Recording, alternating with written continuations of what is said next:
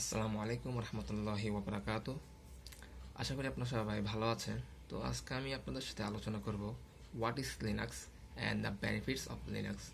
তো চলুন শুরু করা যাক। তো চলুন প্রথমে জেনে নিই যে লিনাক্সটা কি। তো লিনাক্স হলো একটা অপারেটিং সিস্টেমের কার্নেল। তো আমরা কিন্তু আগে থেকে জেনে আসছি যে লিনাক্স একটা অপারেটিং সিস্টেম, কিন্তু এটা আমাদের একটা ভুল ধারণা। কারণ লিনাক্সকে বলা হয় অপারেটিং সিস্টেমের কার্নেল। তো প্রথমে জেনে নিই যে কার্নেল বলতে মূলত কি বোঝানো হয়।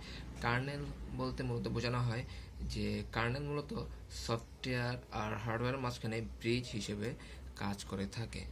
তো লিনাক্সের মূলত তৈরি করা হয়েছিল 1991 সালে।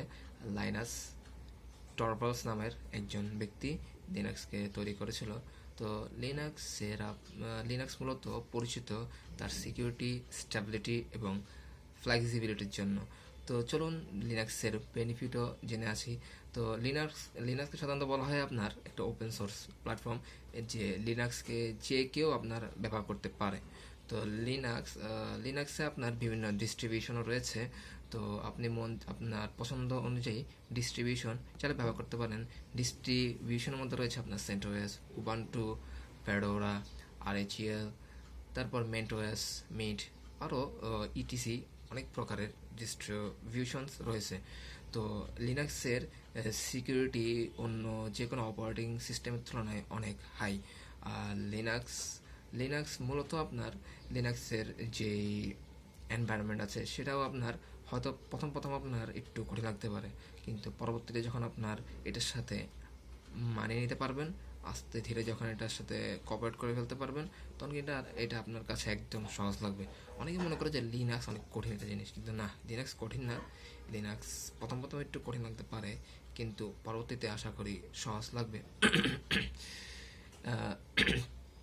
আপনি যদি একটা অপারেটিং সিস্টেমকে আরেকটা অপারেটিং সিস্টেমের সাথে তুলনা করতে পারেন, সিমিলারিটি যদি মেনটেন করে অপারেট করতে পারেন, তাহলে কিন্তু সব অপারেটিং সিস্টেমই সেম। খালি লিনাক্সে আপনার কমান্ড বেস আর উইন্ডোজ হচ্ছে জিইউআই। এখন মূলত লিনাক্সে যতগুলো ডিস্ট্রিবিউশন আছে সবগুলোতে এখন ডেস্কটপে জিইউআই ইন্টারফেস বেজও আছে। আপনি চাইলে এর বিপরীতে কমান্ড ব্যবহার করেও এই অপারেটিং সিস্টেমে রান করতে পারবেন। তো লিনাক্সের আর অনেক অনেক বেনিফিট রয়েছে, এগুলো বলে আসলে শেষ করা যাবে না। তো যেহেতু আমি এটা একটা শর্ট ভিডিও বানাচ্ছি, এখানে এত কিছু বলা সম্ভব না। আমি যা যা কিছু বলেছি আশা করি আপনাদের লিনাক্স সম্পর্কে যে যে ভুল ধারণাগুলো ছিল এগুলো আজকে সঠিক করবেন।